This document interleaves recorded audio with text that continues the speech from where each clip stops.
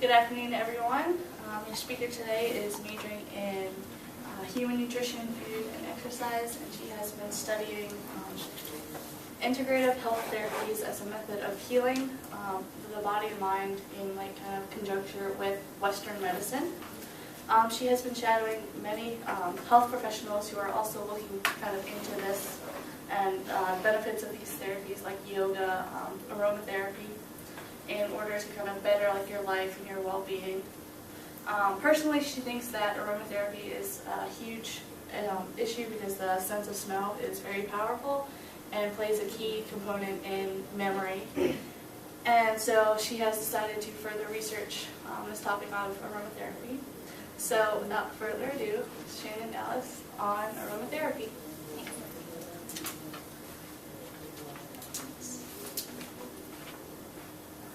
Hope this works. So, like Marissa said, my name is Shannon Ellis, and I'm going to be talking to you today about aromatherapy. So my main objective is for you to better understand the nasal cavity and the sense of smell in reference to aromatherapy and how it works. So, alright. Many of you guys have probably heard this statistic that 70 to 75% of taste comes from our sense of smell. Is that right? Probably heard that before. So it's not entirely true, but it's not entirely false either. So in most cases, our loss of one sense will enhance another sense. So if you lose your eyesight, sometimes your hearing is going to be improved. But in taste and smell, they go more hand in hand. So the loss of one doesn't necessarily improve the other. So for example, taste and smell both influence flavor. And flavor is part of gustation, which gustation is part of sense of taste. Sense of taste. So smell does influence what we taste, but only to an extent. So we'll talk a little bit about that. Alright. So, smelling a certain food can activate our memory to a previous time that we also ate that food and smelled that smell, which is how we reference that it is in fact the same food that we had before, or the same smell. So, thus, smell can influence taste based on prior experience. And the sensation of flavor comes from both taste and smell, but what we taste does not necessarily come from what we smell technically. So smell enhances our sensation of eating through the use of our limbic system in our brain and works in congruence with taste, but it's still different from taste. So people who lose their sense of smell do not usually lose their sense of taste. It's just that their eating experience becomes more basic, and thus food appears to be less tasty. So here is the system of how it happens. The limbic system is activated by the olfactory bulb because chemicals and aromatic substances are traveling up and hitting it and then going into the limbic system, which has stored over 30,000 odors we previously smelled. And then it's going to travel down into the amygdala, which is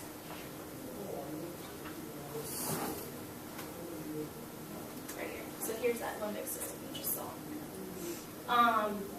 And the amygdala is the emotion center in our brain.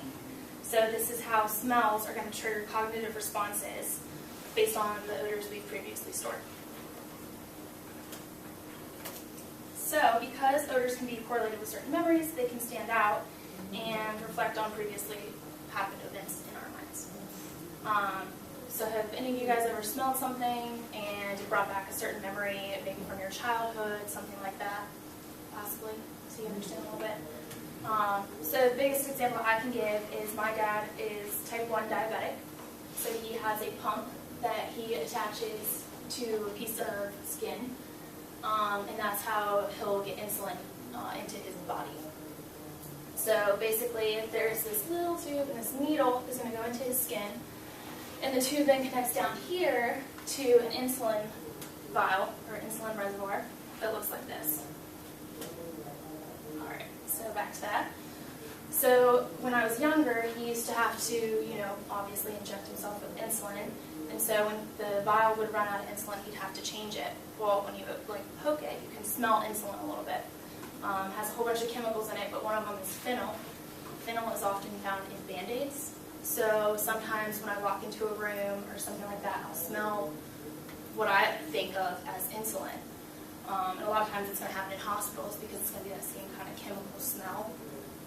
What's interesting is that when I was a kid, I don't know if it was the needle necessarily or just the thought in general, but when he would do this with insulin and everything, I'd get a little bit dizzy and lightheaded. And even to this day, if I walk into a room and smell insulin, I get a little bit dizzy and lightheaded. And it's not necessarily that I saw a needle, it's just the smell for some reason is triggering that. And funnily enough, the other day my brother walked into a room and said, "It smells like insulin." People are like, "What does insulin smell like?" Like how do you know that? It was kind of funny that my brother, I never realized, had the same kind of thing going on. So, the point in telling you this is so that you can kind of understand how powerful smell can be, and thus how powerful aromatherapy could be. So, what is aromatherapy? And I'm going to review the definition real quick. It's a therapeutic use of plant-derived aromatic essential oils as therapeutic agents to promote physical and psychological well-being through inhalation, ventilation, topical contact, and occasionally ingesting. So it falls under the category of a CAM, which is a complementary and alternative medicine. You guys have heard me talk about that. It's kind of that whole genre of integrative health. So it's not necessarily going to be pharmaceutical to the extent of Western medicine, but it's still going to have a medicinal property. Along with that, when I say aromatherapy, most people probably think this, like relaxation and spa. And it's a little bit closer to this, which is still similar. So you're not entirely off by judging it like that. But the biggest thing is that it looks like this. So integrative health is the combination of life factors coming together to create an overall mindfulness and overall body, mental, physical health. It's often used in congruence with massage therapy, so that's why when I say aromatherapy, most people probably think of someone relaxed on a bed getting a massage. And along with many integrative health therapies, it's considered new medicine. And the reason this is interesting is because it's actually quite an old medicine. And obviously in Eastern cultures is where it was originally founded, and that was with the Chinese. And then here's a picture of kind of Egyptian. They also used medicinal properties of herbs as medicines. So it was found between 2700 and 30,000 BC by ShannonE, and it was his journal entries that originally started the entire question of aromatherapy. Then later, we have the Romans using botanical baths as a form of aromatherapy. And even the Greeks were studying medicinal properties of herbs. But it wasn't until this guy right here, Maurice he's French. He was a French perfumer, and he started a fire in lab and was burnt and used lavender oil, which was nearby him because it's a property in most perfumes. And he used the oil to actually heal the burns, which until that point didn't really realize that that was possible. So then his journal entries, of course, led more and more researchers to try to discover how this essential oil has helped to heal him. And they even started by practicing with soldiers who were injured or wounded during World War II to kind of further find out what it could do. Now, research has shown a whole bunch of different benefits of aromatherapy and essential oils. And aromatherapy is reliant on the mind's influence over the body. And this can be seen here as aromatherapy is kind of like the psychology of scent. So it's affecting us both emotionally and physically. Now, how is that possible? Odorants are going to improve self-image because they have natural qualities that are going to enhance physical experiences. So, for example, here we have someone who has stretch marks and then here they're kind of been treated by some essential oil. In this sense, the chemicals from the odors are going to stimulate the olfactory system, which we talked about earlier, into that limbic system. And the psychological effects of perception, memory, and judgment are going to enhance your personal attractiveness. So you're going to feel better that those marks have gone away, and obviously relate that then back to that smell and that chemical product, or natural product technically. So for these reasons, it can be a positive therapy because the chemosensory experiences were either adverse or pleasurable based on previous association with that smell, the current emotional state, and the situation or context to that specific odor. So, like I said, there was a benefit, you felt like you looked better, and thus you're going to like the outcome. All right. So currently, aromatherapy has expanded based on its ability to improve consumer spending. So, like I said, people are, obviously enjoying these beauty products that are helping them to look better. Because of this growing consumer demand, aromatherapy has become very well studied. And so researchers now want to know the relationship between smell, touch, emotion, and general well-being. And a specific study, which I will explain this in just a second, done by J.C. Brands in 2004, kind of further elaborated on aromatherapy. So what they did is they did brain imaging research on relaxing fragrance, or studying it with relaxing fragrances in comparison to stress levels by using two different tests. So the first one here is a trapezius EMG, an electromyography, and that's going to measure the shoulder blade muscular activity. And then, so obviously less active, it's going to be, muscles going to be more relaxed, stating that you are overall more relaxed. And then here, most of you guys probably recognize this test, that's why I use this form in order to, you're supposed to say the word, not the color of the word, which can be difficult sometimes. And that's going to measure their stress level. So when they put these people in baths, they had measured these tests before, put them in a bath with aromas, and certain aromas showed that they were relaxed because their EMGs were lower in their trapezius, and that their Stroop test showed they believed they were actually less stressed after experiencing the bath with that scent. The problem is that companies now are starting to claim therapeutic benefits. So, like Palmolive dish soap has aromatherapy. You can barely see it, but right here it kind of claims aromatherapy benefits. And you're also going to see lots of candles. So Bath & Body Works has a stress relief eucalyptus spearmint candle that's supposed to have benefits.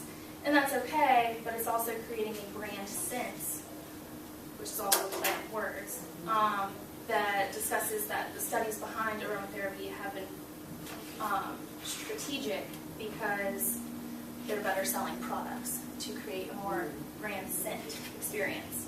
And the best example of that, and one of the most interesting I found, is movie theaters. So a study has shown that movie theaters are now popping popcorn even if no one's ordering it. Even if no one wants it, it's because the scent is going to have people relate the movies to popcorn. So if they smell popcorn, they'll think of movies, and then they'll go to the movies, and it's enhancing their overall experience of moviegoing. Unfortunately, for people who are trying to, come up with a more pharmaceutical, medical sense of aromatherapy, this is obviously contradicting that a little bit because people are more, involved in the product rather than the outcome and benefit of that mindfulness. So the pharmaceutical world versus the cosmetic world is kind of aromatherapy's current issue because that line is now blurred.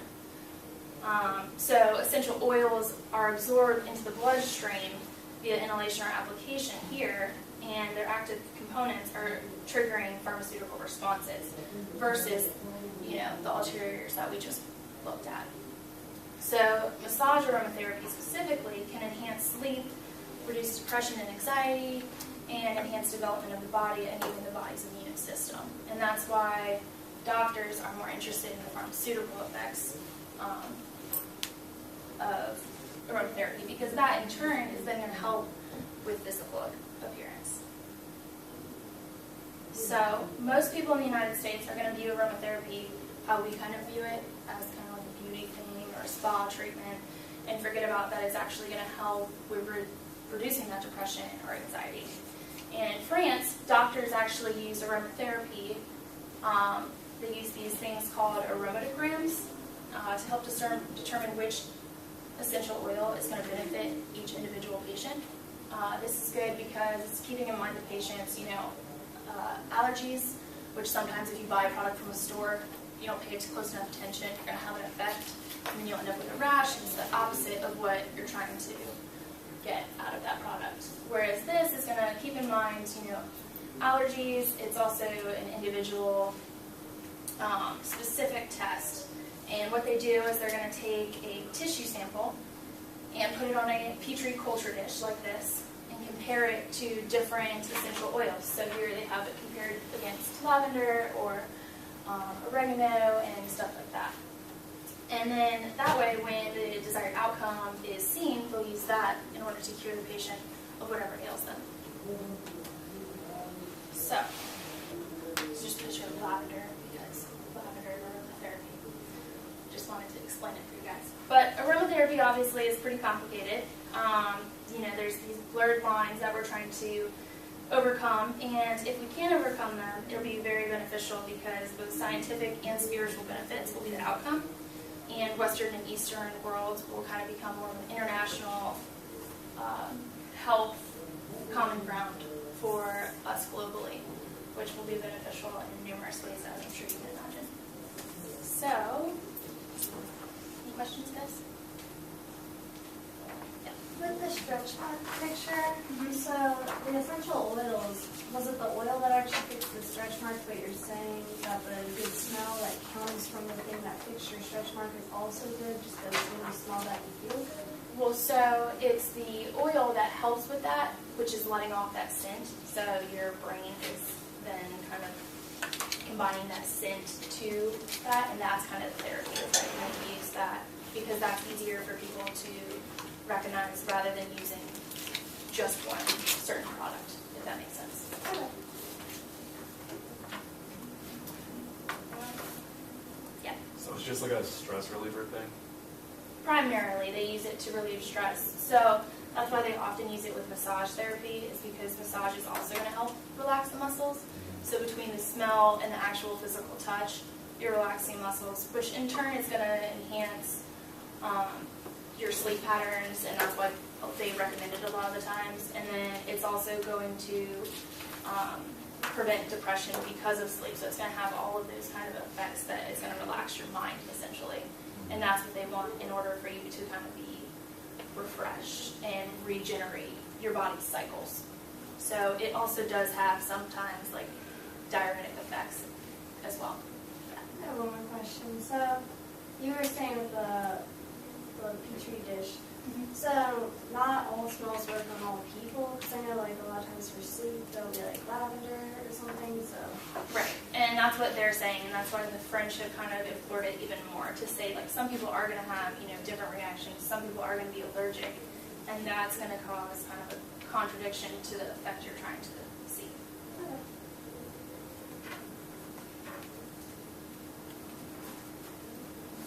Just some sources.